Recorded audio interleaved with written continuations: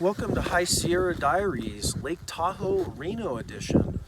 I know Reno's not part of the High Sierra Diaries, but it kind of is because it's right next door to them.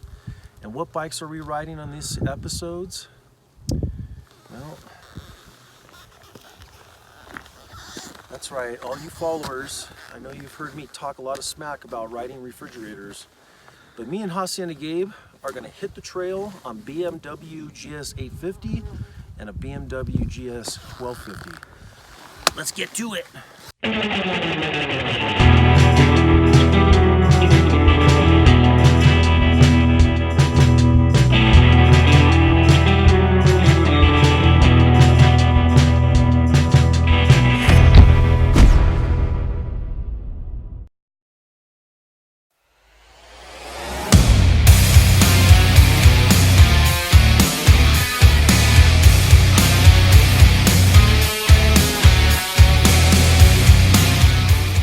Hey guys, welcome to the High Sierra Diaries, and if you're just joining us, if you missed episodes 1, 2, or 3, or 4, or 5, I will leave a link here at the top where you can go check those out.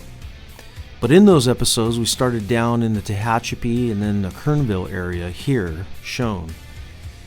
There was a lot to see, a lot of good riding. We actually touched both east and western sides of the High Sierras, and I think you'll like it.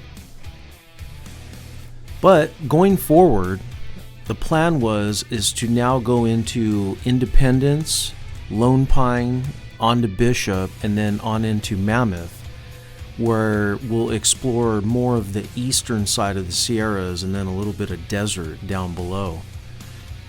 However, scheduling and some planning, I decided to move it back, and we will visit this area here in the next month or so. But for now, we're going to go up into the Reno area, Lake Tahoe area, and explore some of the, I would say, somewhat mid to northern part of the High Sierras on the eastern side. Now, we had a little thing to do just before we got on our bikes and started riding around, but that's kind of the plan. So let's gas the bikes up, get your gear, and let's head out.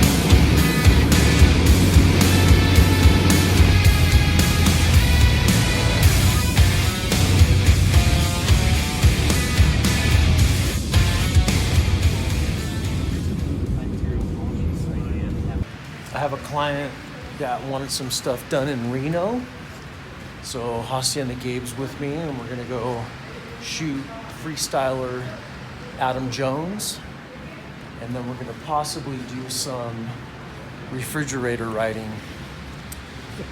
So I know I've talked a lot of crap on riding refrigerators, but you know what, that's what makes my channel so special, is the hypocrisy. So, yeah, so let's do it. That's the fastest I've ever had my luggage come out of the plane. Like, I literally walked up and it looks like it's been sitting here for the last hour. You know, I've been doing my tricks for how many years, so, you know, I feel pretty comfortable doing them. And I know now, because I'm old enough, I know when I'm just not having a good day. Don't push through the good day, just go out, ride, go through the motions, the bad day. Don't push through the bad day, but that's kind of the way I ride, you know. I'm not gonna do double flips, I'm not gonna do front flips, I'm gonna keep right where I'm at, see what happens. It's only a lot different. It's a lot, there's not like the security before, you know. Back in the day, that's the bummer about still being in it right now, is I lived through the absolute heyday of freestyle. You know, we were, to not sound like a dick, but if you were competitive, you were killing it back then. And you didn't really have to like work too hard at chasing down demos. You got salary, and you could stay home and practice and just be ready for your contests, and that's what paid the bills. But you know, the only way to make a living in freestyle now is hopefully you're still relevant enough to have a couple companies back you and support you, and then you chase down demos the rest of the time. And it's just, the money's getting thinner and thinner in that, and they're getting harder and harder to find. So I think we'll do some drone stuff too. The wind's not that bad.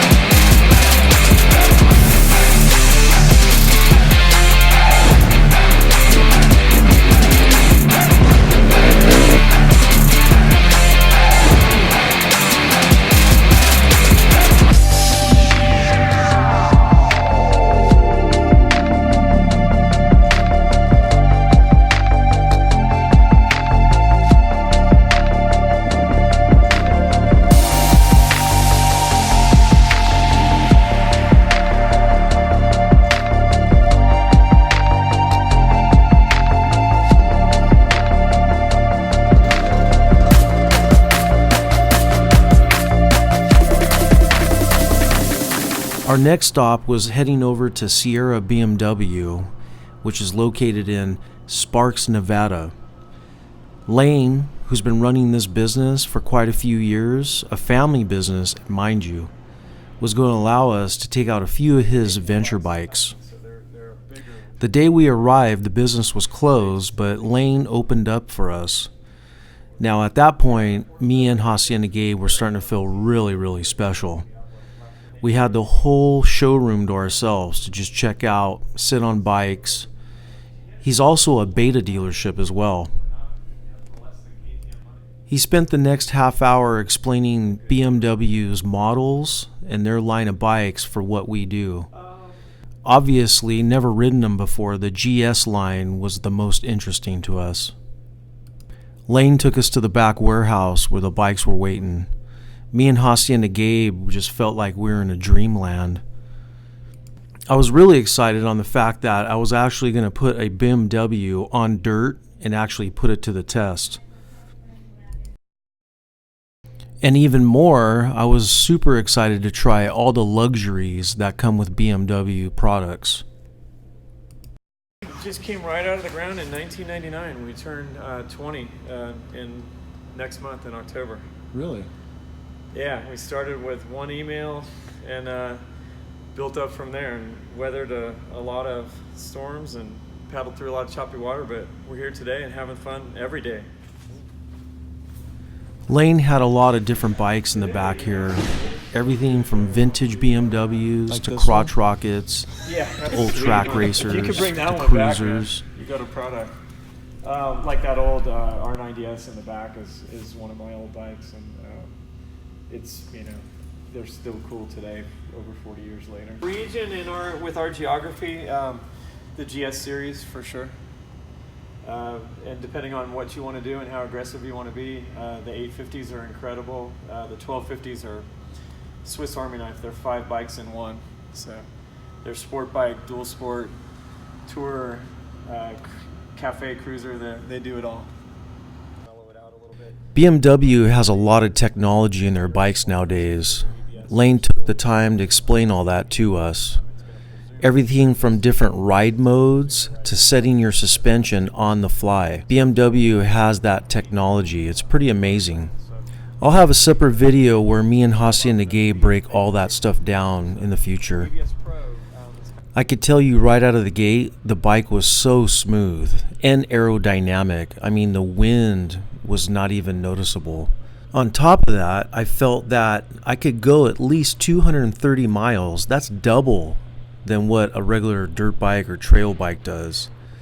And having that kind of confidence made my sense of adventure and what lied ahead of us just more exciting.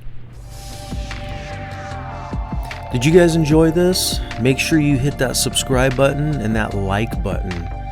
And we'll see you next week on the High Sierra Diaries, where we start to really explore the High Sierras in the north part of Lake Tahoe.